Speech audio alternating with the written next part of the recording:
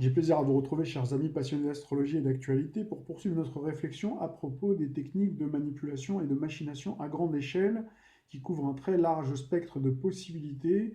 Nous n'avons pas, bien entendu, la prétention sur la chaîne de tout couvrir. Néanmoins, je vous propose de jeter un coup d'œil attentif sur certaines techniques au regard de ce coronavirus. Toujours, c'est le fil rouge de notre démonstration, puisque ces techniques-là sont employées, sont savamment distillées et employées pour manipuler les consciences. Donc là, vous avez bien sûr les nouvelles technologies, c'est quelque chose qui est évident, qui va de soi. Donc c'est des techniques qui permettent aujourd'hui de faire du morphing, de créer des photomontages. Donc c'est quelque chose qui n'est pas à négliger. Donc j'ai volontairement employé dans la précédente partie une photomontage d'Emmanuel Macron qui arborait un gilet jaune qui avait une barbe de 3 jours et également des cernes. Donc pour vous montrer qu'effectivement c'est possible. Là, on a une photo de François Hollande, donc en femme. Donc c'est un morphing qui est tiré de Canteloup, donc une chronique de Canteloup qu'on retrouve sur YouTube et qui fait sourire et même qui peut nous permettre d'éclater de rire. Donc je vous conseille ces chroniques-là, mais il y en a bien d'autres, bien sûr, donc sur YouTube qui permettent de se détendre, puisque vous savez que le rire, c'est le meilleur des médicaments. Alors pour poursuivre sur les techniques de manipulation, il y a bien sûr le grand classique sur lesquels s'appuient nos élites pour manipuler les masses, pour manipuler les consciences et faire que tout le monde aille dans le même sens. C'est bien sûr le syndrome du mouton de Panurge que l'on peut revisiter. Alors là, il faudrait se pencher sur les écrits de Rabelais, puisque c'est à lui qu'on doit cette expression qui dénonce l'attitude de ceux qui suivent aveuglément et sans discernement l'avis ou l'attitude des autres. Alors son quart livre raconte notamment comment Panurge s'est vengé d'un marchand de moutons nommé Dindonneau. Après lui avoir acheté la plus belle de ses bêtes, il l'a jetée à l'eau. Hélas pour Dindonneau, tous les autres moutons suivirent le premier et à leur tour se précipitèrent à la mer.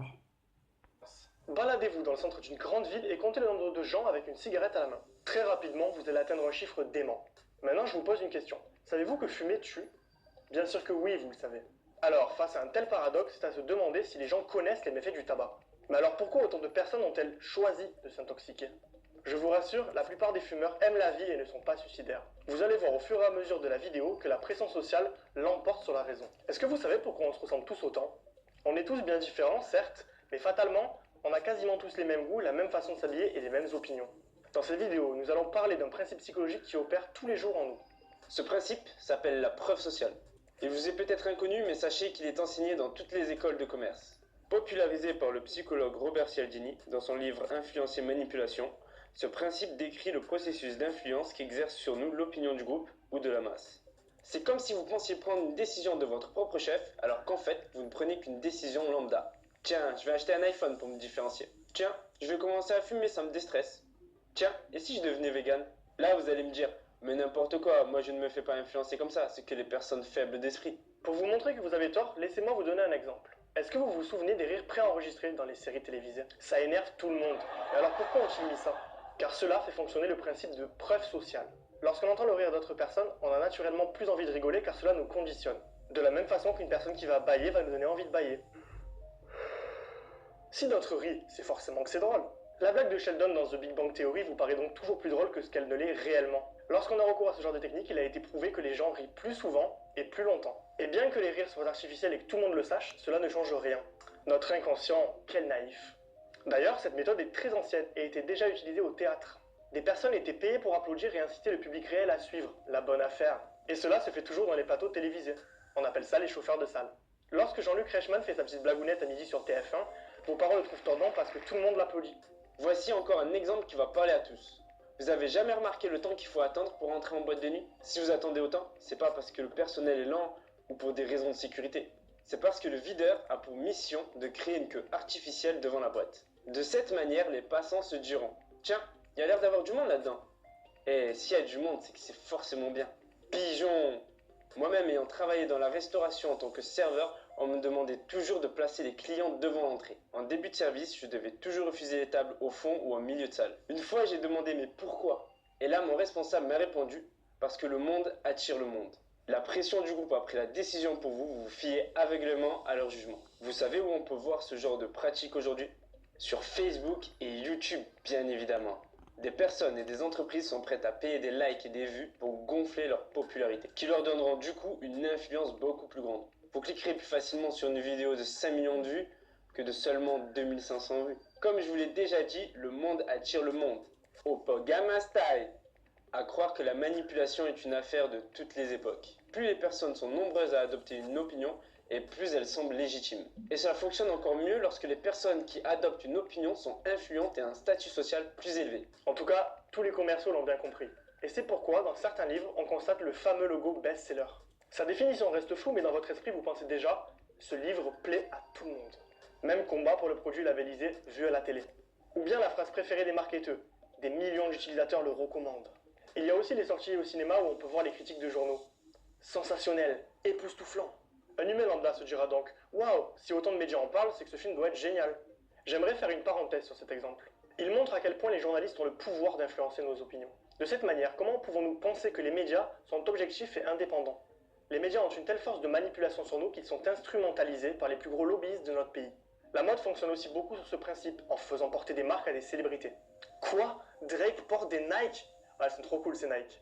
Inconsciemment, lorsqu'un acteur charismatique porte un nouveau pull, on se dit que si on porte le même pull, on aura l'air au moins aussi charismatique que lui. Et attention, je ne parle pas de publicité où l'on voit des stars posées pour des marques. Il y a bien longtemps que les marques ont compris que ce n'était pas assez subtil. Je parle plutôt des partenariats secrets que font les personnes influentes avec les marques. Les marques demandent tout simplement à un artiste de se balader avec un bijou ou un vêtement dans la rue et de faire comme si ne rien n'était. On parle de placement de produit. Si un youtubeur que nous apprécions nous recommande un produit, on va forcément se fier à son jugement. Coucou Enjoy Phoenix. Telle est l'influence de la preuve sociale. Le psychologue Gustave Le Bon décrivait ces situations dans son livre Psychologie des foules. Je le cite. Tel est à peu près l'état de l'individu faisant partie d'une foule. Il n'est plus conscient de ses actes. L'influence d'une suggestion le lancera avec une irrésistible impétuosité vers l'accomplissement de certains actes. Mais une question qui doit vous brûler les lèvres, c'est pourquoi agit-on de la sorte? Pourquoi ne sommes-nous pas imperméables aux avis des autres? Parce que nous avons besoin des autres. Personne ne peut se vanter d'avoir tout compris et de maîtriser toutes les situations. Si nous voulons nous comprendre, nous devons forcément adhérer à la même vision du monde. Au fil du temps, une caractéristique nous poussant à être empathiques s'est opérée, car nous sommes des animaux sociaux. Et se conformer au même choix des autres est une question de survie. Seuls contre tous, nous voilà vulnérables, et tous contre un, nous voilà invincibles. Lorsque vous attendez un passage piéton, c'est bien le signal du bonhomme vert que vous attendez, n'est-ce pas? Pourtant, parfois il vous arrive de traverser machinalement alors que le bonhomme est rouge. Pourquoi? Mais que s'est-il passé? Vous avez vu un ou plusieurs piétons traverser. Et là, inconsciemment, vous avez dit « c'est bon, je peux traverser ». Pourtant, à aucun moment vous n'avez prêté attention au bonhomme rouge. Vous connaissiez le bon comportement à adopter et pourtant vous ne l'avez pas suivi. Pourquoi? En fait, à ce moment-là, vous n'avez pas vu, mais une personne avait la ferme intention de passer malgré les voitures. Sûrement parce qu'elle était pressée. Une personne a voulu la suivre et fut d'un coup suivie par deux autres qui pensaient que le bonhomme était vert. Et c'est à ce moment-là que vous êtes fait piéger par toutes ces personnes qui traversaient. L'effet domino a induit en erreur toute une foule de personnes. Tout le monde a déjà vécu cette scène où la foule se met à avancer puis à reculer, pris d'un éclair de conscience.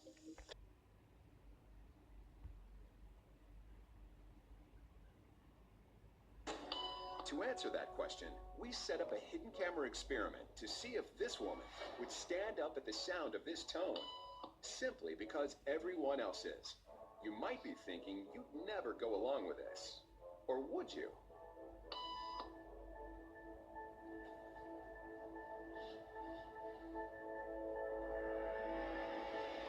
After just 3 beats, and without knowing why she's doing it, this woman is now conforming perfectly to the group. But what happens if we take the group away? Elaine, please.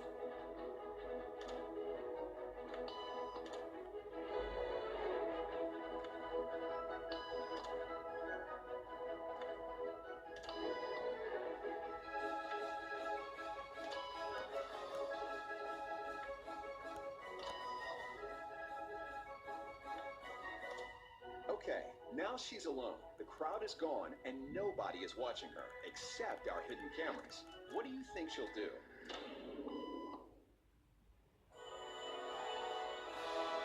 She's now conforming to the rules of the group without them even being there.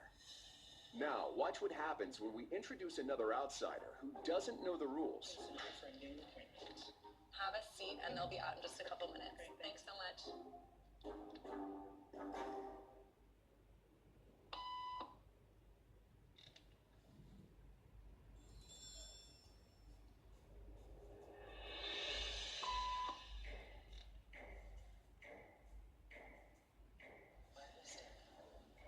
Everybody was doing it, so I thought I was supposed to. Think she'll teach the new guy what to do?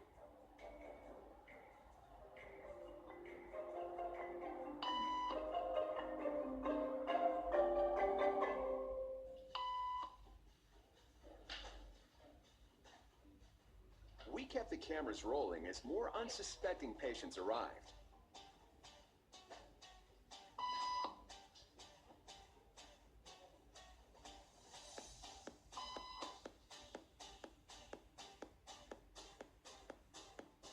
And slowly but surely, what began as a random rule for this woman has now become the social norm for everyone in this waiting room. Here to explain what's going on in their brains.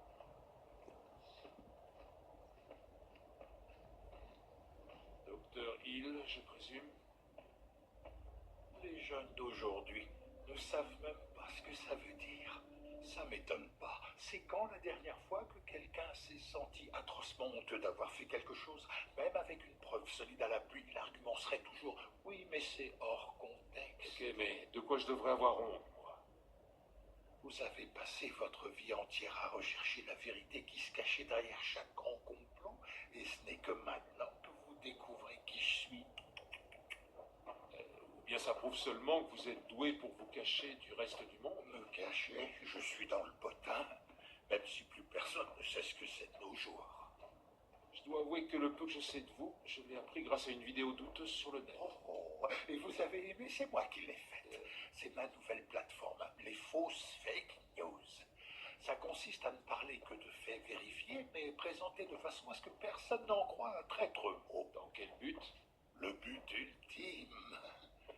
Donc, lorsque j'ai appris que vous connaissiez enfin mon existence, mon cher Mulder, j'ai pensé qu'il serait plus professionnel de vous rencontrer pour vous dire ce qui va suivre en personne. Vous êtes mort. Oh. Non, ça sonne mal. Désolé, je ne voulais pas vous faire peur. Vous êtes un has-been. Votre heure de gloire est derrière vous. Je vois. Et qu'est-ce que vous appelez mon heure de gloire? Eh bien, c'est une période au cours de laquelle les gens de pouvoir pensent qu'ils peuvent garder leurs secrets, et ils sont prêts à faire tout ce qu'ils peuvent pour que ça continue. C'est fini ce temps-là, je vous assure. On est entré dans une ère post-complot, post-dissimulation, si je puis dire ainsi. Et ça ne m'étonnerait pas que les jeunes trouvent une formule pour décrire le phénomène.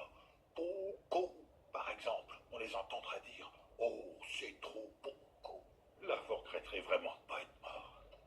Donc la vérité éclate, ça me va. Personne n'en a grand-chose à faire que la vérité éclate. Parce que le public ne sait même plus ce que le mot vérité signifie. Comment ça?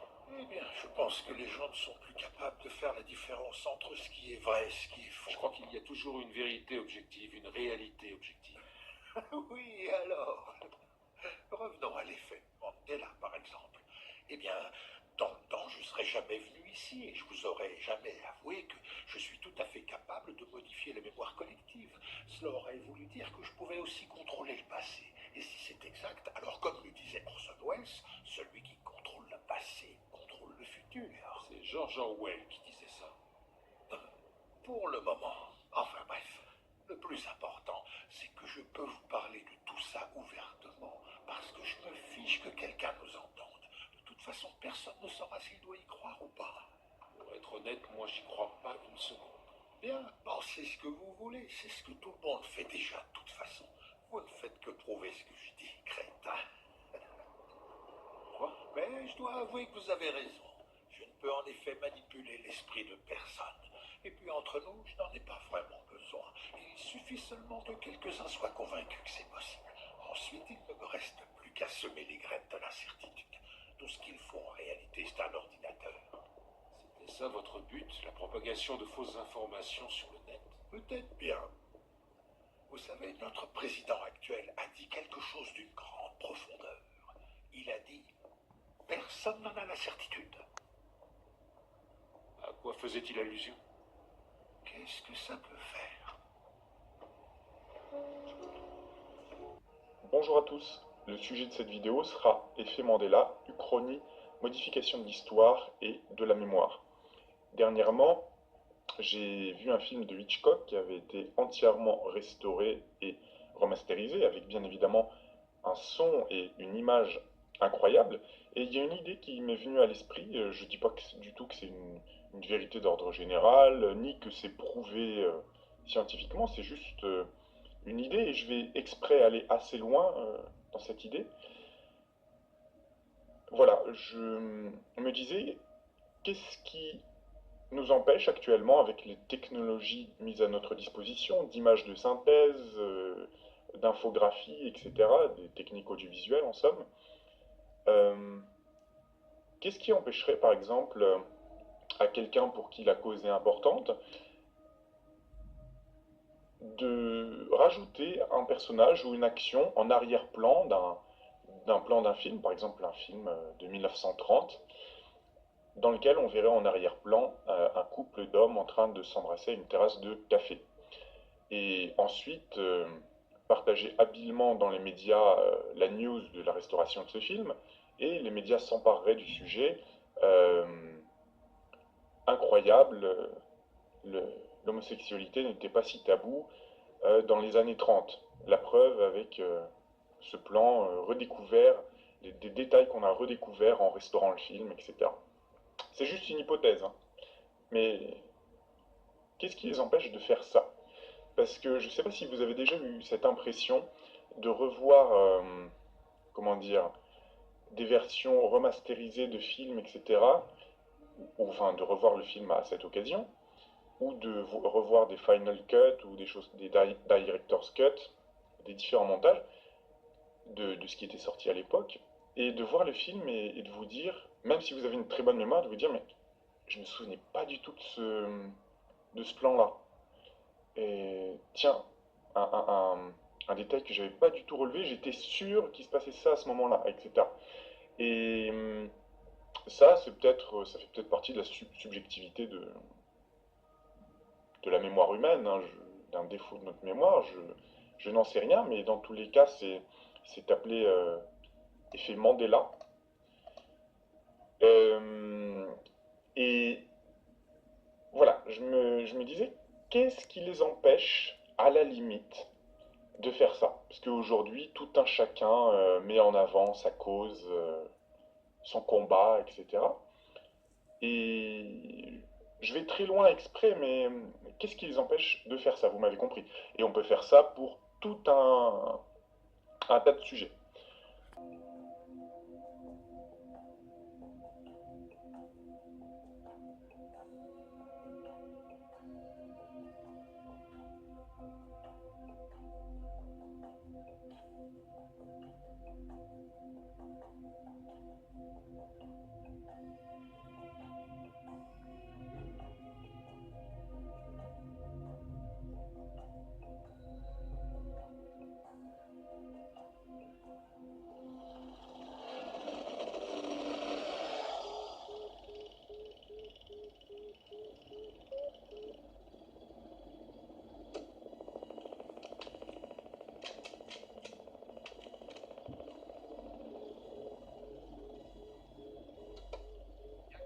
Donnez-moi votre position.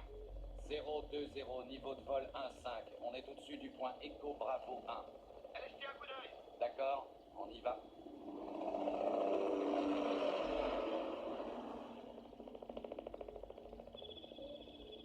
C'est une émeute pour la nourriture. Approximativement 1500 civils. Aucune arme en vue. Déclenchez le plan Alpha. Éliminez tout ce qui bouge. Je vous ai dit qu'aucun d'eux n'est armé. Il y a des tas de femmes et d'enfants en bas. Ils veulent seulement un peu de nourriture. Exactement comme vous. Déclenchez le plan Alpha. Abattez tous les émeutiers. Allez vous faire foutre. Je n'abattrai pas des gens qui ne peuvent pas se défendre. Annulez la mission. On retourne à la base. Lieutenant Sanders, vous me recevez? Affirmatif. Prenez le commandement. Arrêtez Richard et suivez les ordres.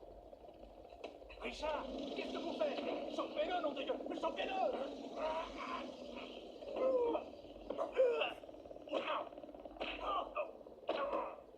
Que vous êtes prêt à souffrir.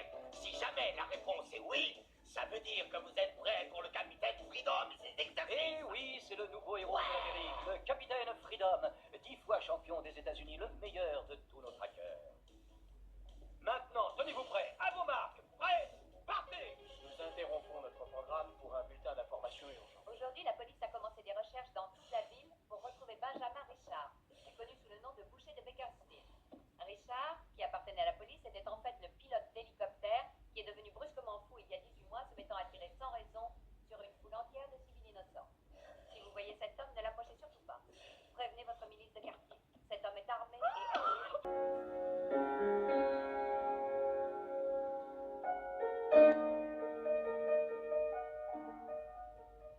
Bonjour, juste une petite vidéo à propos du coronavirus.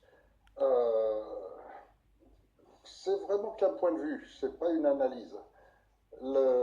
Ça fait plus de 20 ans que j'ai écrit la démosophie dans lequel j'annonçais tout ce qui s'est passé depuis, et c'est bien arrivé. Et donc il est prévu, et puis ça je l'ai même en plus ajouté par de nombreuses vidéos, assez anciennes, qui ont plusieurs années, comme quoi on arriverait à partir de cette période, donc de 2020, dans ce qu'on appelle le grand chaos. Le grand chaos qui est inscrit dans leur programme, qui est prévu, ça consiste à mélanger un certain nombre de phénomènes pour anéantir l'espèce humaine, qu'il en reste très peu, comme ils l'ont annoncé sur leurs différents ouvrages et plusieurs déclarations officielles à la Maison-Blanche et le fameux monument de Guy Aston. Ils veulent réduire la population à 500 millions d'habitants. Et pour cela, on ne supprime pas facilement 7 milliards d'habitants comme ça, d'un coup de baguette magique, c'est pas possible. Donc c'est un programme extrêmement élaboré, poussé, qui utilise tous les moyens, y compris donc les ondes, la 5G, mais aussi les chemtrails, et aussi les vaccins, etc., etc. Bon, je crois que tous les gens informés maintenant sont à peu près conscients de tout cela, même s'ils n'ont pas tous les détails. Le grand chaos, c'est un mélange de plusieurs choses, pas mal de choses en même temps, qui va consister d'une part à provoquer l'effondrement économique, déclencher des guerres civiles, aboutir ensuite à une épidémie mondiale et par-dessus tout ça, des guerres mondiales, la guerre mondiale globale. Avec différents systèmes qui sont mis au point pour parquer les gens de façon à ce qu'on puisse les contrôler totalement. C'est le contrôle total qui est nécessaire à travers des camps de concentration. Ça, ils en ont fait plus de 600 aux États-Unis et puis il y en a en cours dans toute l'Europe. Donc, ils sont organisés et tout est prévu pour ça. Alors, cet événement qui arrive avec le coronavirus, d'abord, c'est une maladie, c'est un brevet. Donc, ils ont dépensé des milliards pour fabriquer, pour faire la préparation de la guerre bactériologique. Donc, ils dépensent des milliards pour installer ce genre de laboratoire et ils le font toujours dans d'autres pays, puisque ceux qui promeuvent essentiellement ce genre de recherche de guerre bactériologique sont les Américains, les Français, les Anglais, les Allemands. Donc, c'est à partir de ces pays que sont fabriqués ailleurs, et souvent rarement sur leur propre territoire. Des fois, en raison des lois, par exemple, les États-Unis ont une loi qui leur interdit de préparer la guerre bactériologique. Donc, ils fabriquent leur laboratoire en Afrique, en Chine, un peu partout. Et donc, le coronavirus en question, c'est un brevet ancien qui a été déposé il y a pas mal de temps déjà. Et donc, il est peu probable que ce soit accidentel, dans le sens véritablement du déclenchement total. Pourquoi? Parce que, et ça c'est vraiment mon avis, j'ai quand même remarqué depuis longtemps qu'à chaque fois ils font toujours un test, ils créent une préparation.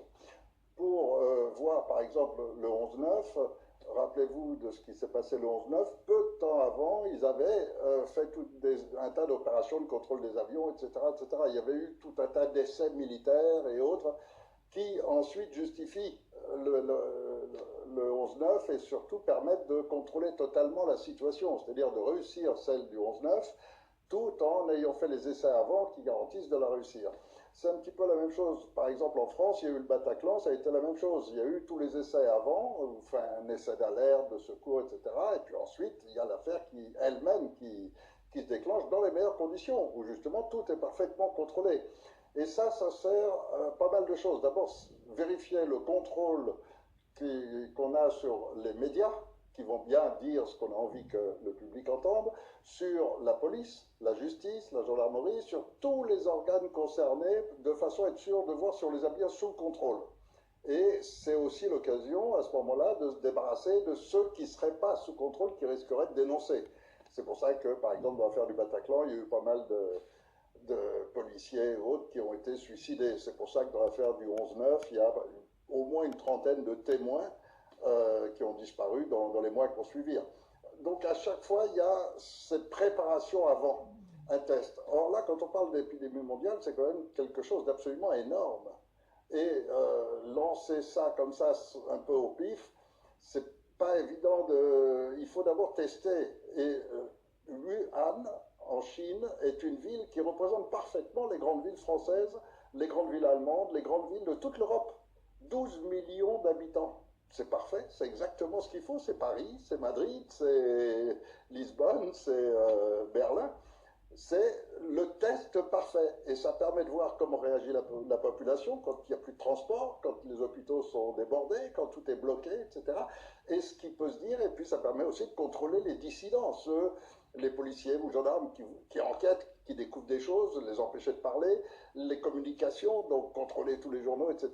Et manifestement, à mon sens, et là je dis bien, ce n'est pas une preuve formelle, mais à mon sens, je crois que c'est un test qui est fait avant la grande épidémie mondiale, sachant que à partir de ce qui se passe à Wuhan, ils vont savoir exactement comment procéder ensuite au niveau mondial. Et en même temps, il faut savoir que lorsqu'ils ont déclenché la première opération qui était le H1N1, ça c'était bidon puisqu'on s'en est rendu compte tout de suite et personne n'est tombé dans le piège. Mais en revanche, ils ont réussi grâce à ça à changer les statuts de l'OMS. Et ça c'est extrêmement important parce que peu de gens le savent. Mais dans les statuts de l'OMS, auparavant, au cas où il se déclenche quelque chose, mais sur le plan santé, épidémie ou autre, l'OMS pouvait faisait des recommandations au pays.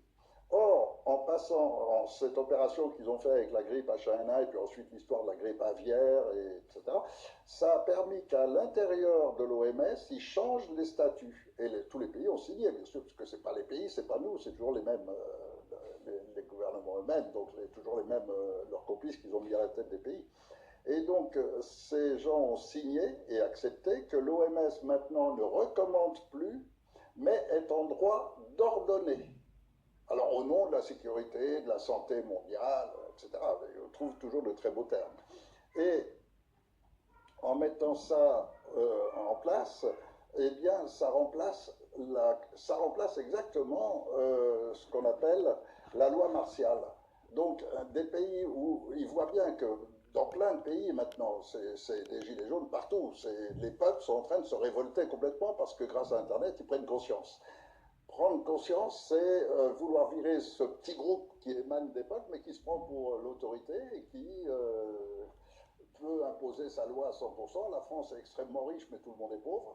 En revanche, quelques-uns, alors eux, par contre, c'est surdimensionné, leurs recettes. Et donc, les peuples se révoltant, il faut pouvoir les contrôler. S'ils déclarent la loi martiale, là, ça risque d'échauffer encore plus les esprits, etc., et puis de mener vraiment à la guerre civile trop vite. Et puis surtout, une guerre civile où toute la population va s'allier contre les flics, contre les gendarmes, contre ceux qui appliquent cette loi martiale. Tandis que si c'est une recommandation de l'OMS, alors c'est la même chose que la loi martiale, c'est les mêmes militaires, policiers, gendarmes qui viendront contrôler les rues et empêcher les gens de bouger, etc., mais ce sera justifié au nom du bien. Et donc les gens auront l'impression que c'est pour leur bien, que c'est pour leur protection. Ils appelleront ça quarantaine ou ils appelleront ça autrement. Mais avec ce système-là, ça permet d'établir la loi martiale, d'écraser totalement le peuple qui ne peut plus bouger, qui ne peut plus rien faire, et de le faire soi-disant au nom du bien. Tout est extrêmement pervers et l'individu moyen ne peut pas savoir comment il fonctionne, comment se rendre compte de toutes ces choses-là, etc. Peut-être que moi j'ai l'esprit trop pointu, je fais partie des rares personnes qui avaient déjà dénoncé tout cela il y a plus de 20 ans. Je tiens à apporter quelques précisions par rapport à l'extrait que j'ai diffusé de Monsieur Fiori, puisque c'est la deuxième fois que je diffuse un de ces extraits. Une autre fois, c'était concernant l'écologie, je trouvais que sa pensée était pertinente. Donc là, encore une fois, au regard du coronavirus, il y a beaucoup d'éléments qu'il dit auxquels j'adhère, notamment lorsqu'il parle de la loi martiale, qui ne dit pas son nom. Là, d'ailleurs, on le retrouve dans notre carte du ciel, je vais y venir. Lorsqu'il parle d'un galop d'essai, lorsqu'il parle bien sûr de réduction de la population, ben, ce sont des thèmes que nous avons abordés dans le cadre de la vidéo intitulée « De soleil rouge, la Chine soleil rouge à soleil vert ». Donc là, je vous renvoie à cette vidéo.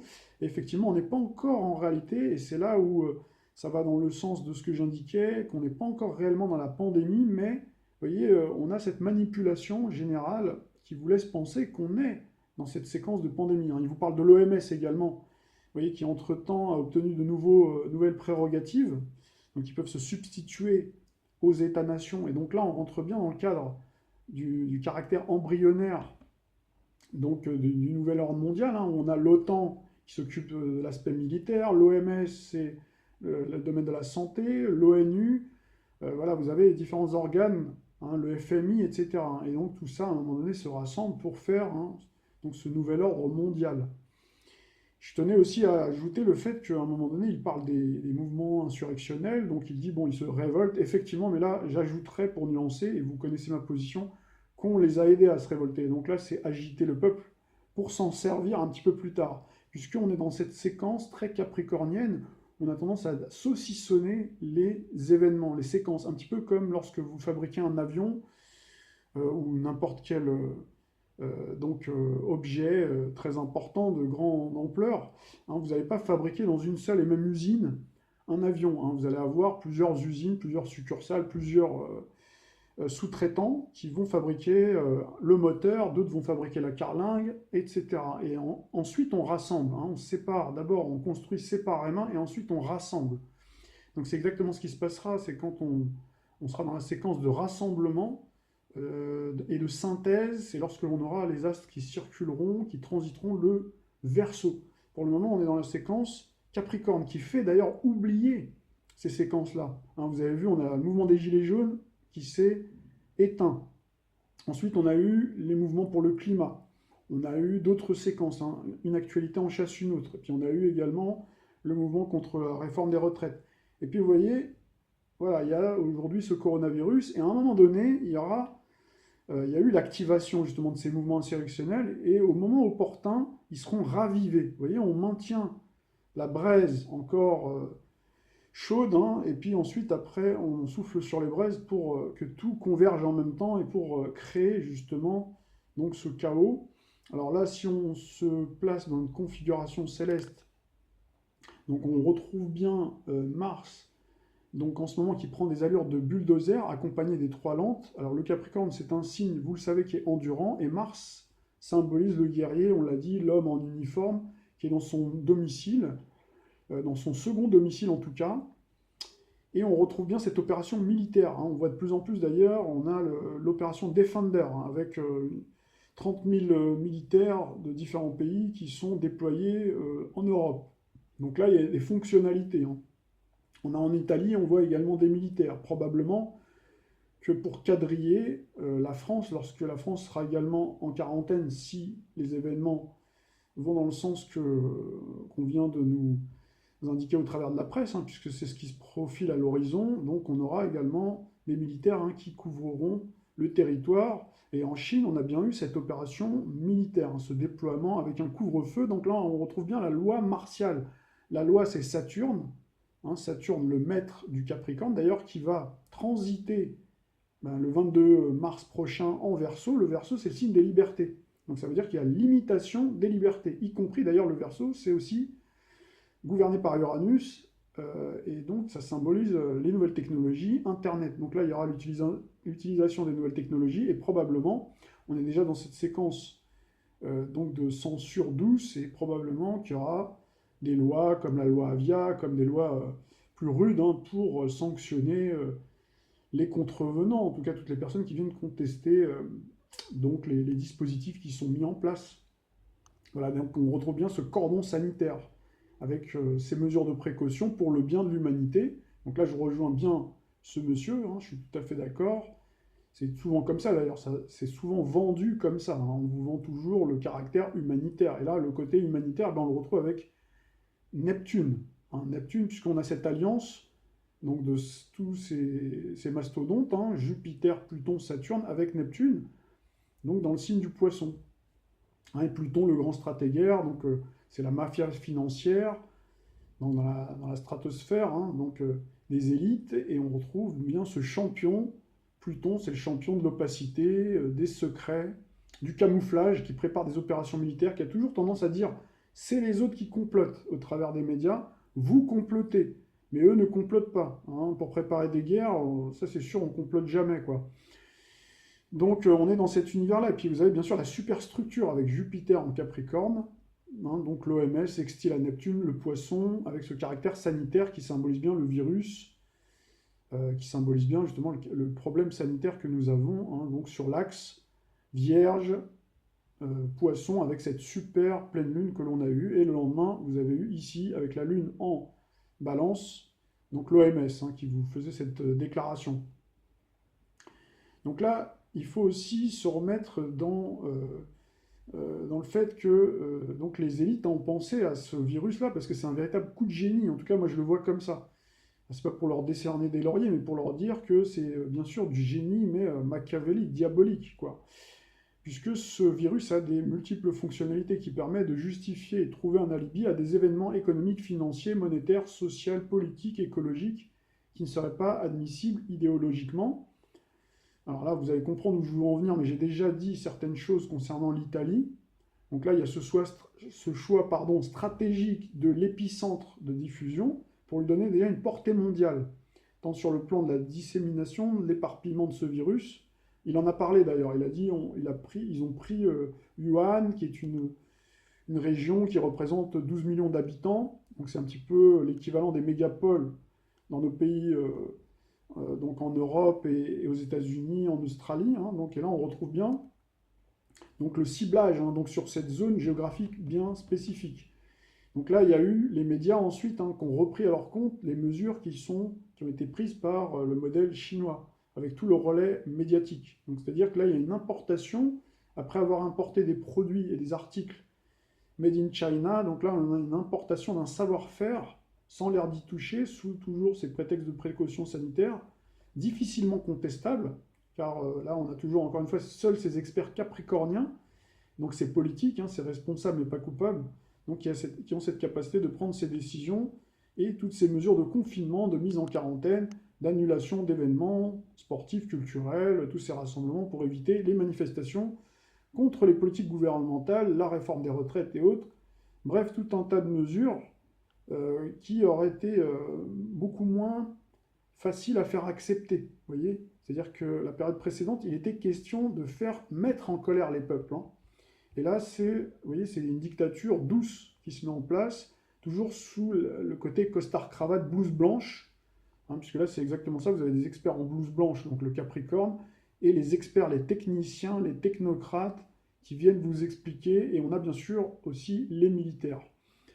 Donc le choix stratégique de faire partir ce virus hein, de la Chine, donc c'était quelque chose, ça ne vous a pas échappé que la Chine, c'est un pays qui est immense, hein, et qui était en passe aussi de devenir la première puissance économique hein, du monde. Hein. Donc c'était déjà l'atelier de l'Europe, l'atelier du monde, donc était coude à coude avec les États-Unis. Et donc, d'une certaine manière, il y a une dépendance, hein, vous le savez, nos économies vis-à-vis de la Chine. Et donc, il y a ces deux aspects. Il y a l'aspect démographique. Donc l'aspect démographique, c'est la population. Donc la densité de population, de jeter ce virus-là, de faire émerger ce virus-là dans cette région-là, où il y a une très forte densité de population, qui apparemment, d'après une vidéo que je vous ai diffusée précédemment, sur le plan ethnique, serait potentiellement plus sensible à ce type de maladie. Donc c'est pour ça qu'ils ont choisi la Chine. Et aussi parce que tout de suite, ça donne une impression de masse. Vous voyez, tout de suite, ça crée, il y a une contagion quoi, qui se développe forcément dans une mégapole. C'est plus facile que dans la campagne, dans la race campagne, donc les gens se côtoient moins, l'effet aurait été moins important. Et puis la Chine, voilà, 1,2 milliard d'habitants, tout de suite, ça prend des proportions gigantesques. Hein. Ces dernières années, on avait beaucoup le focus sur la Chine, pour des tas de raisons, notamment sur cette guerre commerciale. Et c'est aussi une manière, bien sûr, de mettre un frein à la Chine. Hein. Bien sûr, on l'a vu précédemment, vous le savez, puisqu'il y a cette guerre économique. Et donc, on cible justement cette région très industrielle. Hein. C'est une région très industrielle aussi qui permet de faire baisser l'activité tout à coup. Hein. Il y a cette activité qui baisse, donc de créer aussi cette panique. Donc sur le plan économique, au niveau du pétrole, donc ça on l'avait annoncé donc dans nos prévisions 2020 qu'il y aura un choc pétrolier. Alors là vous avez vu la baisse du pétrole, des prix du pétrole, avec l'Arabie Saoudite et la Russie qui ne veut pas baisser sa production. Voilà, il y a il y a toute une imbrication. Vous avez les marchés qui s'affolent. On a eu une chute spectaculaire là, des cours de bourse historiques, d'après ce qu'on nous dit dans la presse, hein, de la bourse de Paris, mais également de la bourse de Londres, la bourse également de Francfort.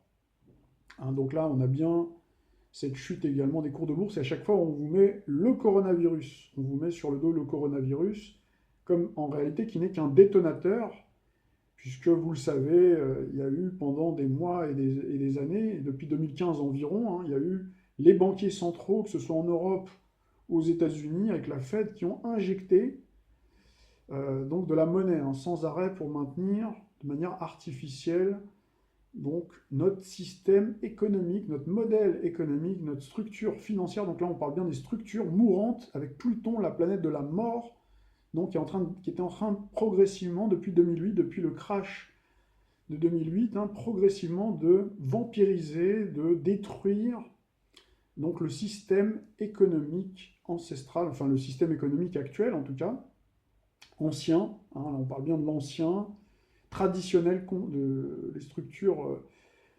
conservatrices, hein, d'accord, avec le Capricorne qui est conservateur, et donc qui se détruit progressivement. Donc ça veut dire qu'on était arrivé à un état d'économie zombie.